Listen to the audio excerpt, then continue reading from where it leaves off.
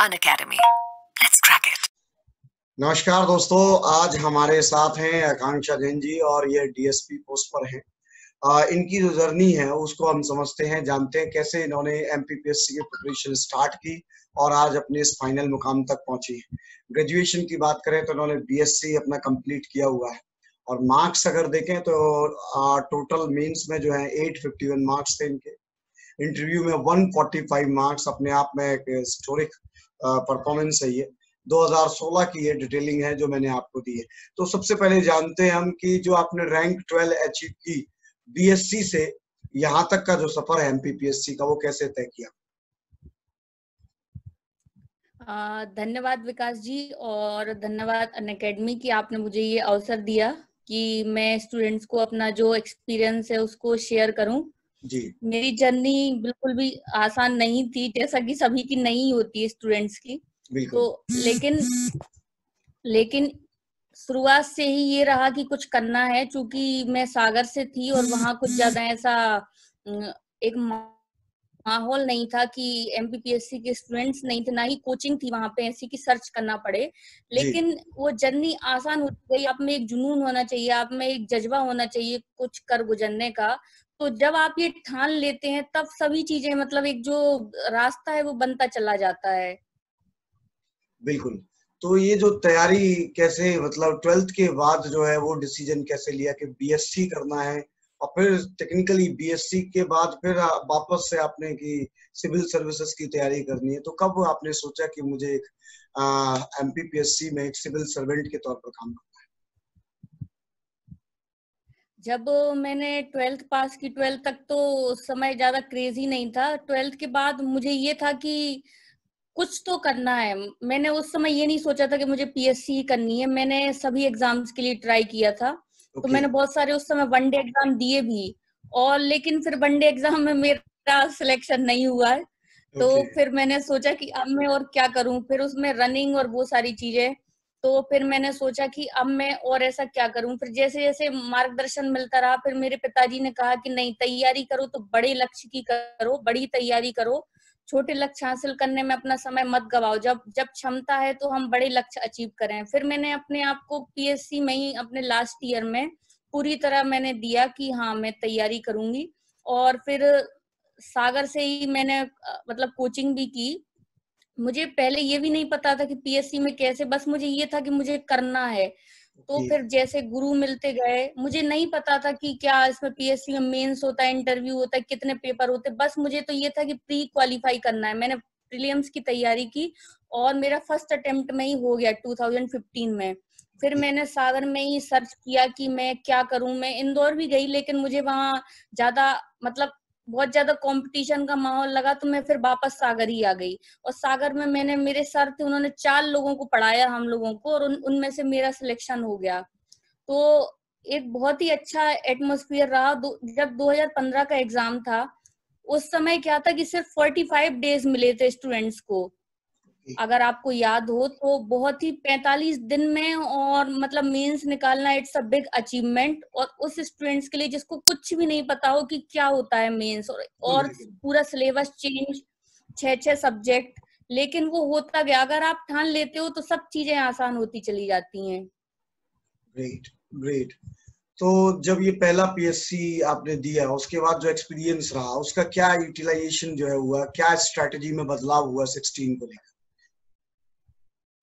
उस समय 15 और 16 लगातार 2 महीने के गैप में होते गए, तो नो डाउट मुझे बेनिफिट मिला। और जो एक जो होती है कि हमें लिखने की क्षमता, जितने ज्यादा आप टेस्ट देते हो एमपीपीएससी मेंस के लिए, उतनी ज्यादा आपकी जो प्रतिभा है वो निखरती है, उतनी ज्यादा आप में आंसर राइटिंग अच्छी होती है। तो जब मैंने 15 का मेंस दिया, उसमें कई सारी मुझे कमियां रह गई कि क्या, उस समय हालांकि उसमें भी मेरा सिलेक्शन हुआ, उस समय मेरे बहुत अच्छे मार्क्स थे, लेकिन एट द एज ऑफ 20 मेरे पास सिर्फ 2 ही पोस्ट थी, एक एक्साइज सब इंस्पेक्टर और एक डीएसपी।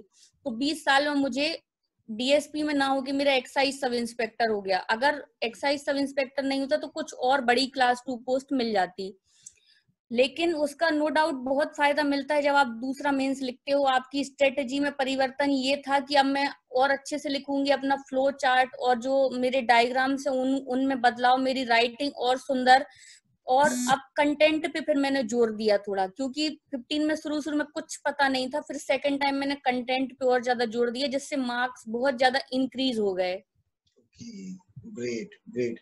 जनरली क्या है कि मैंने देखा बहुत सारे, सभी से मैंने ये प्रश्न किया है कि 10th और 12th जो है उसमें सबकी परफॉर्मेंस अलग अलग होती है। हम जितने भी लोग तैयारी करते हैं, एक हमारे साथ अभी विकास कुमार सिंह साहब थे जिनके 12th में 3 सब्जेक्ट्स में वो फेल थे, लेकिन अपने आप में उनके जो परफॉर्मेंस रहा 12th के बाद, लगातार 5-6 बार पीएससी निकालना, अलग अलग पोस्ट पर जाना।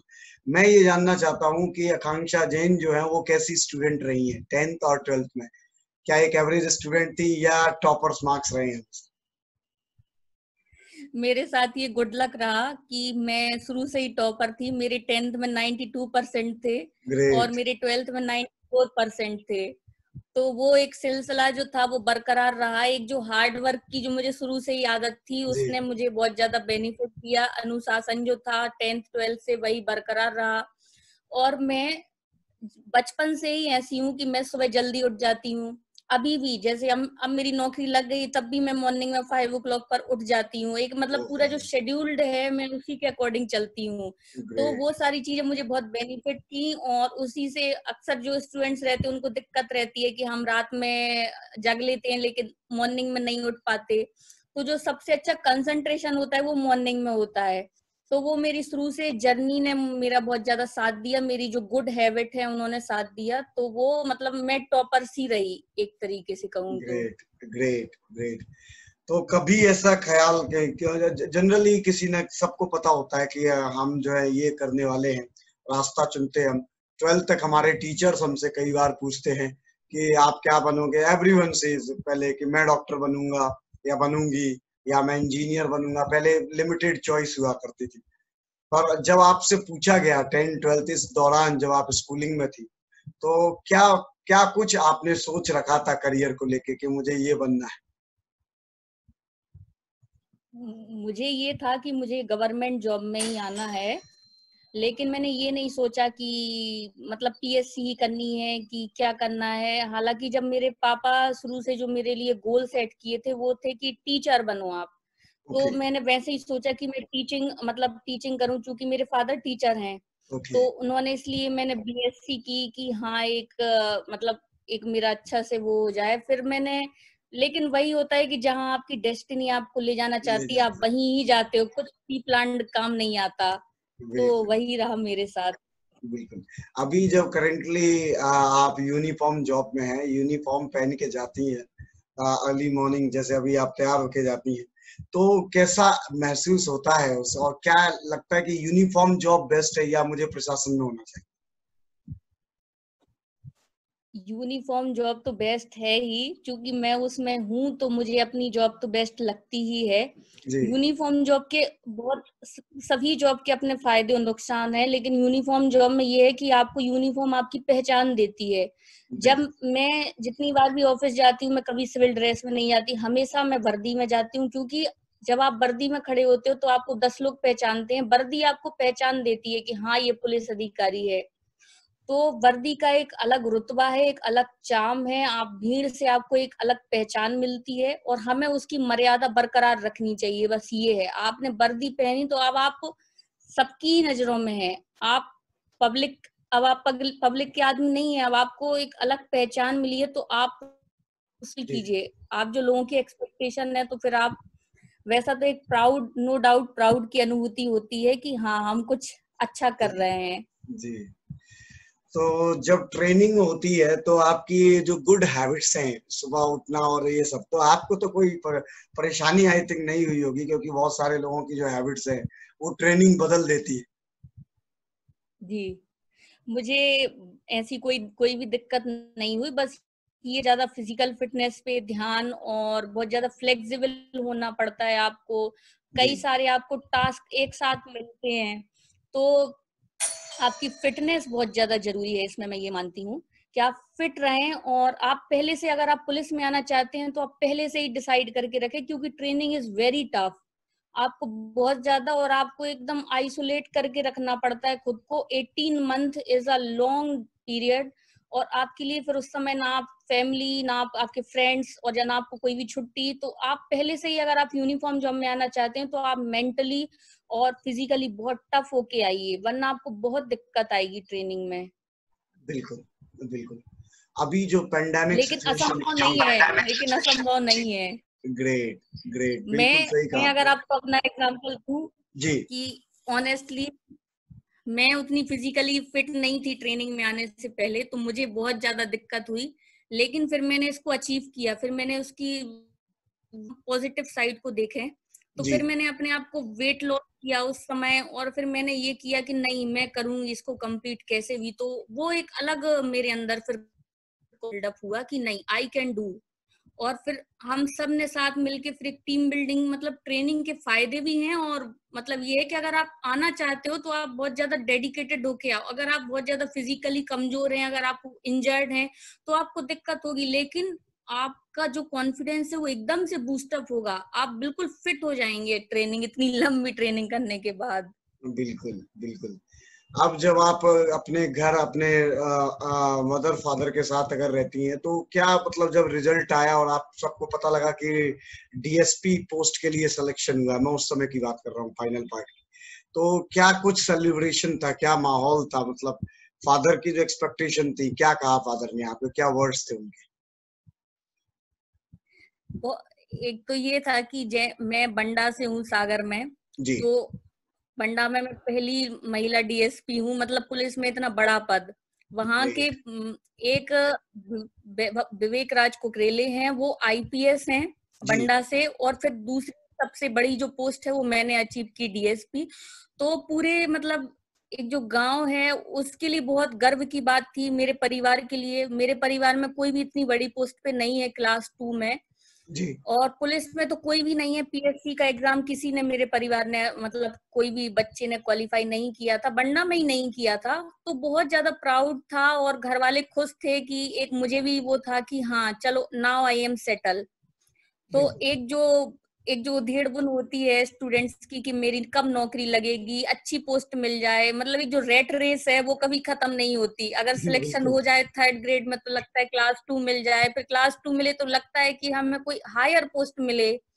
तो वो मेरी मतलब सडनली मेरी सारी इच्छाएं फुलफिल हो गई। तो बहुत ही अच्छा जेस्चर रहा, सब लोग जी। मिठाई लेके आए, मतलब खुशी का माहौल वो 1-1.5 महीने तक चलता रहा। ओहो, ग्रेट ग्रेट। अभी जो पेंडेमिक सिचुएशन है, जैसा आपने देखा कि कोविड-19 केस में पुलिस ने बहुत अच्छा काम किया है, कम्युनिटी पुलिसिंग का एग्जाम्पल सेट किया है। हमने क्राइम कंट्रोल तो किया ही है, उसके साथ साथ जो है लोगों की वेलफेयर किया है हर तरीके से, है ना। जो जरूरी चीजें थी उनको वो दी, उनका माइग्रेशन जो है वो कंप्लीट कराया, तो ये सारी चीजें पुलिस ने जो है कंप्लीट करके दी है। तो ऐसी सिचुएशन में क्या लगता है कि पुलिस की क्या भूमिका जो है आपको नजर आती है?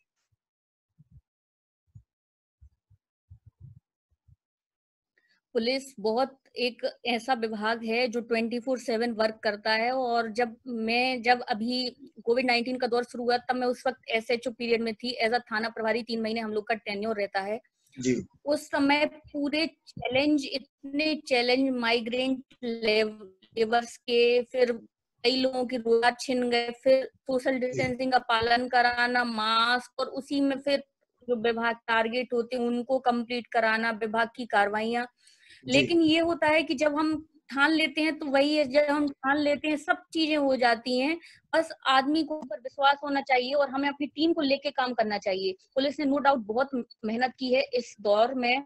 जी और मैंने जो सबसे ज्यादा काम किया है वह किया है कि मैंने जो फूड डिस्ट्रीब्यूशन का है, मैंने वो ज्यादा काम किया है। जिन लोगों के रोजगार छिन गए, जो आदिवासी लोग हैं जिनके मतलब पूरे काम छिन गए, जो लोग आ जा रहे हैं माइग्रेंट्स लेबर, मैंने उनको बहुत ज्यादा वो किया कि हाँ, और उनको एक जो निर्धारित उनकी जगह थी, बसों का प्रबंध करके उनको उस स्थान तक पहुंचाना। फिर जी सभी लोगों को मतलब जो पीए सिस्टम होता है उससे लगातार अनाउंसमेंट करना कि क्या गया है। अधिकतर लोगों को तो पता ही नहीं था कि हुआ क्या है, जगह जगह जाना। जो पुलिस का अब जो भूमिका है वो अवेयरनेस की ज्यादा हो गई है, कि आप बिल्कुल अवेयर कितना कर सकते हैं, जितना आप अवेयर करेंगे उतना क्राइम। बिल्कुल। अभी जो आपके छोटे भाई बहन या जो भी लोग आने वाले हैं पीएससी की तैयारी अभी जो कर रहे हैं, उनके लिए क्या स्ट्रॉन्ग मैसेज है आपका, स्पेशली जो लड़कियां इस फील्ड में आती हैं, कहीं ना कहीं 2-3 साल 4 साल अपने देती हैं, उसके बाद जो है कहीं ना कहीं फैमिली के प्रेशर में, ज्यादा प्रेशर लड़कियों को एक्चुअली फेस करना होता है कि शादी कर दीजिए, अब शादी के बाद आप पढ़ती है ना, इस तरीके के सोसाइटी के जो सो कॉल्ड बहाने हैं वो भी थोपे जाते हैं। तो अब आपके क्या जो है मैसेज है इस प्रकार के सभी लोगों के लिए जो तैयारी करने के लिए आ रहे हैं? मेरा मेरा सभी के लिए ये मैसेज है कि बिना परिवार के सपोर्ट के ये जर्नी उतनी आसान नहीं होती है। जी परिवार को तो, और दूसरी बात ये है कि हमारा भी लक्ष्य इतना होना चाहिए कि हम अपने परिवार को वो कर सकें कि हाँ हमें क्या करना है। मतलब जब मेरा सिलेक्शन हुआ तो मेरा स्वभाव बहुत जिद्दी टाइप का है, जी तो उसकी मेरे सर जो है उन्होंने मेरी तारीफ की कि जिद करो और दुनिया बदलो। तो आप जिद अच्छी चीज के लिए कीजिए कि नहीं मुझे यही करना है। तो स्टूडेंट्स के लिए जिद तो होनी ही चाहिए कि हमें क्या करना है, फिर जज्बा होना चाहिए। जी तीसरा, फिर आपको ये होना चाहिए कि अगर आपके पेरेंट्स आपको इतने लंबे समय तक प्रिपरेशन करा रहे तो आप फिर कुछ और ऐब ना पाले, मतलब आप उनके पैसों का मिसयूज ना करें कि जी आप कहने को तो हम पढ़ रहे हैं 4-5 साल और फिर आप वहां इंदौर या भोपाल या फिर अन्य कहीं भी जगह और आप अपने दोस्तों के साथ लगे हुए हैं या फिर आप सीरियसली नहीं ले रहे हैं, जी तो ये आपके ही साथ धोखा है। तो बहुत सारे स्टूडेंट सीरियस होते हैं, लेकिन मैं ओवरऑल सभी के लिए कह रही हूँ कि अगर आपके माता पिता आप पे ट्रस्ट करते हैं तो आप उनकी इच्छाओं को फुलफिल कीजिए। और एक बात ये भी होती है विकास जी की सिलेक्शन होना भी एक वो है कि जैसे 4-5 लाख बैठ रहे हैं तो 300-400 का सिलेक्शन हो रहा है, बिल्कुल लेकिन आप उसमें हार मत मानिए। आप लगातार जो प्रयास होते हैं वो सफलता देते हैं। एक पहला प्रयास, एकाकी प्रयास बहुत कम सफल होते हैं, लेकिन आप लगातार करते रहिए, कोशिश करते रहिए, आप इम्प्रूवमेंट लाइए। वही होता है कि अगर आप लगातार सेम ही डायरेक्शन में तैयारी कर रहे हैं और कोई रिजल्ट नहीं मिल रहा है तो फिर आप अपनी तैयारी के पैटर्न को बदलिए, ना कि आप अपना लक्ष्य बदलिए कि आप सोच रहे हैं कि पीएससी में कुछ नहीं हो रहा, अब मैं कांस्टेबल की करता हूँ तैयारी, एसआई की नहीं। आप अपनी तैयारी के तरीके बदलिए कि क्यों नहीं हो रहा है, अब हम और किस प्रकार अच्छा कर सकते हैं।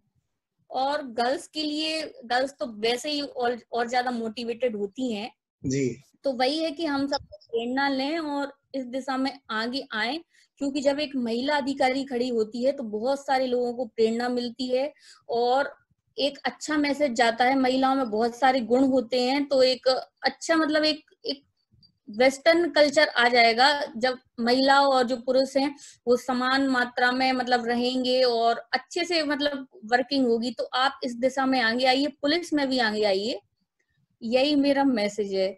ग्रेट, बहुत अच्छा लगा आपसे बात करके, आपने बहुत अपना कीमती समय दिया। Very very thank you from the Unacademy family.